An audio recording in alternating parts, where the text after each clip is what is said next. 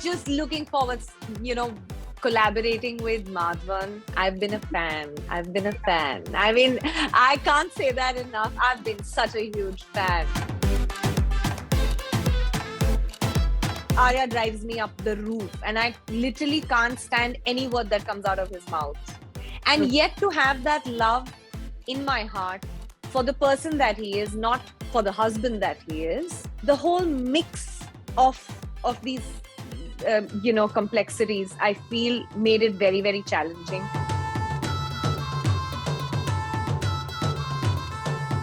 Marriage is when you make an effort to rub off those boundaries, make an effort to change yourself because you want to stay close to somebody and you want to grow old with somebody so that you can remember it and see what you overcame and see what you enjoyed. And I think Decoupled eventually does that.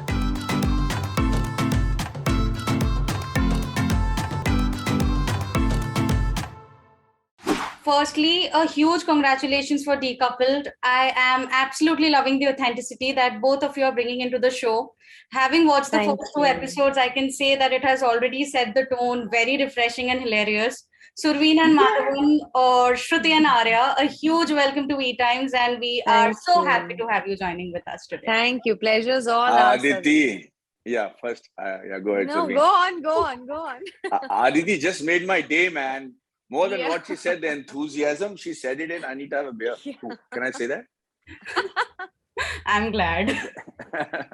So I want to know from each of you, what made you guys say an absolute yes to the show and which was the most interesting part to shoot for? That means you, Surveen. That means me? Okay.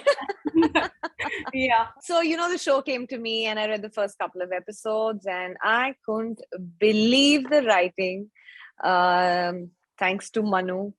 I read the first 2 episodes and I think I received 5, by the way, but I read 2 and I called and I said, I'm on.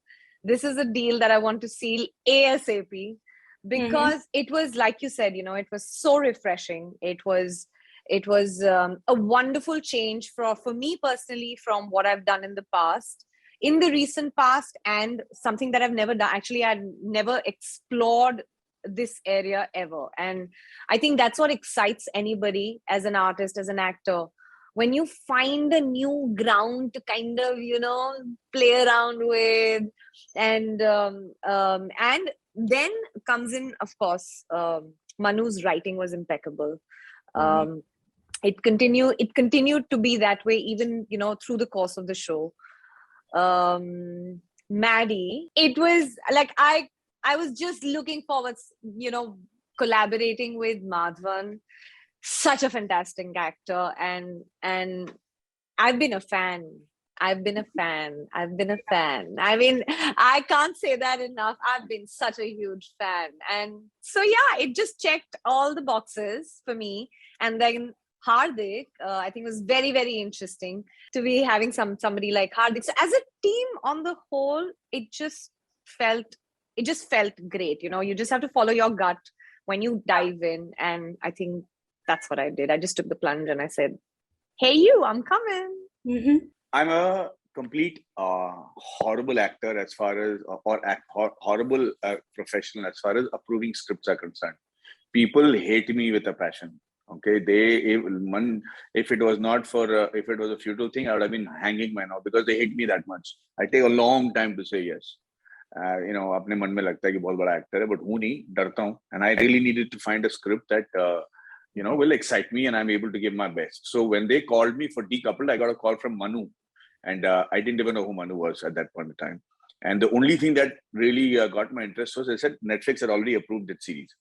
So I said, Acha. So, and it's in English? They said, yes. I said, Netflix approving in English?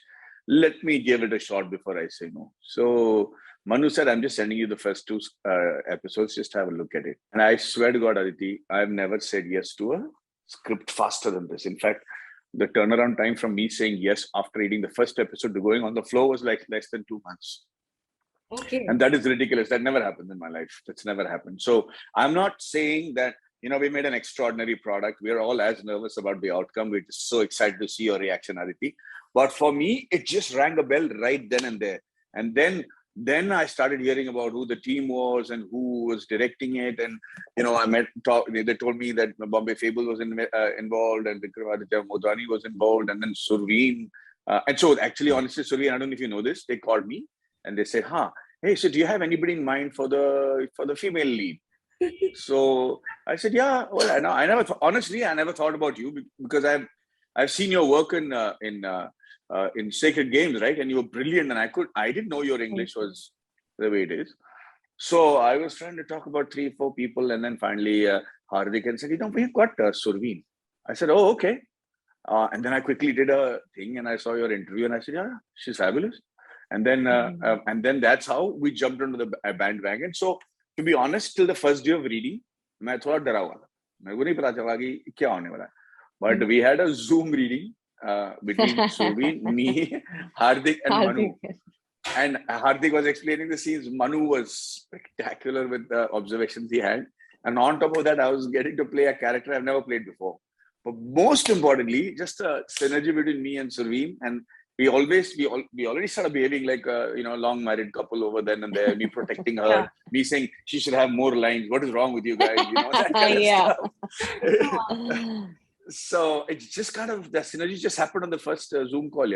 I think, I don't want to say much and jinx it, but I'm just saying this is really the quickest and the fastest thing that I've ever proved. Yeah, I mean, let's not. I'm not meaning to jinx this either, but I think something just felt right. Something felt in the right spot. So to sum it. So, the dynamic of Shruti and Arya is unique, honest, and even though they're on the verge of separating, they do make a pretty good team. So, Surveen, what was it about Shruti that attracted you the most? Okay, so in a sense, Shruti was pretty challenging. To play a partner who's made peace with the idea of the fact, that probably this is not working out for us, and I don't think it's heading anywhere. And then there is the other dynamic of the child. To keep Shruti's vulnerability and endearingness intact, while I'm like, Arya drives me up the roof, and I literally can't stand any word that comes out of his mouth, right? And yet to have that love in my heart for the person that he is, not for the husband that he is, but to the person that I think the whole mix of these complexities, I feel, made it very, very challenging and appealing. And also along the way, through the process of our Zoom calls, and we were doing one every day with the whole team, Manu, Hardik, Maddie, and me. I think there's so much that we brought out as a character, which somewhere probably, kind of amped it up. And I think that made it even more exciting. So yeah, it's always interesting to do something which is a bit challenging, and, to kind of take a few days and then find the right chord, that right note that you hit. And, that whole process is extremely exciting. So, So, Madhavan, Arya as a character can at times come off as rude, too straightforward and insensitive. So, as an actor, where the challenge is in exploring him to find that balance between being funny as well as a good human being and not really come off as a negative role. Good question. When we were kids, and when people used to call somebody, "Yaar, tu kitna kameena hai," as a term of endearment and not as an accusation. Okay. Yeah. Suppose, "Yaar, tu kitna kameena hai, yaar. Aaj badmaash hai bhai." When they say that about a child, that's the quality that I think Arya has. वो थोड़ा बदमाश भी है, थोड़ा कमीना भी है, पर दिल का खराब नहीं है. And he's not got a bad heart. So, but the thing he does is spontaneous. It's natural to him. He sees something and he can't keep his mouth shut about it. What bothers him or what he likes, he just has to blurtle it out, which is one of the reasons why Survi, she can't, like Shruti can't handle that. You don't have to blurtle out everything, yeah. You don't have to verbalize everything. But there are some issues that for Arya, he cannot keep quiet. And the problem with that is that many a times when you don't understand the intent behind it, or if you don't understand the reason why he's doing it, comes across as quite a jerk, quite a impulsive idiot in most. So the challenge was to play him in a manner in which you are able to see all that stupidity and that absurdness and that Shades. blank, the completely naked truth that he's capable of saying, but also being able to see a side of his innocence. And that was the challenge. That was the challenge. Mm-hmm. So the series somewhere is also a reflection of how marriages, and especially of this generation, have become. So do you think a show like Decoupled can help in creating a friendly awareness and encourage conversations that way? I absolutely believe so. I think, people, some of them might have the misconception that decoupled is actually glamorizing have people having separate lives, but it's anything but that. Personally also, and as Manu, we both believe that it's an important aspect of your life that you have to show a mirror to society and say, bhai, you can't be so intolerant of each other that you are ready to separate at the drop of the first big bomb in your relationship. And in today's world, the authenticity, because people get married later on in their lives, they find it difficult to adjust to the eccentricities that people develop over a period of time. I want to sleep on this side of the bed. I don't snore at night, or please can you put and so things like that actually get in the middle of the relationship where it should not. Okay. And so you keep trying to keep your boundaries very clear all the time. Marriage is not about all that. Marriage is when you make an effort to rub off those boundaries, make an effort to change yourself because you want to stay close to somebody, and you want to grow old with somebody, and you want to punctuate the extent, the agonies of your life with somebody, so that you can remember it and see what you overcame and see what you enjoyed. And I think Decoupled eventually does that. So what about you, Surveen? Do you also feel the same? He said it all, man. I feel exactly the same. Exactly the same. Yeah. So, Madhavan, how do you generally choose your scripts? You always manage to bring something refreshing and new on the table. And as an actor, how do you reinvent yourself and yet keep that originality of yours intact? I think I try to find subjects and people who are part of those subjects who are very progressive. They, people who are not making a project with me because their last project in that sense was successful. So be it Rehna Hai Tere Dil Mein, or be it Vikram Veda, or be it Breed, they're all path-breaking in terms of what has not been done before. So when nothing is certain about the kind of stories you do, and nobody can guarantee it, at least to try and keep things aspirational for a generation that I'm able to understand. Now, my parents might not entirely understand all the stories that I'm doing, but my son is able to relate to it, and that is important to me. So to find that kind of subject is a little difficult here. So you not just the subject, you need to look for the people involved who and the intent behind why they're making a project. So when you're able to align yourself with that intent, then I know that I have a project that I want to give see, you know what, Aditi, when we are shooting a movie or a web series, 3-4 months goes with those people.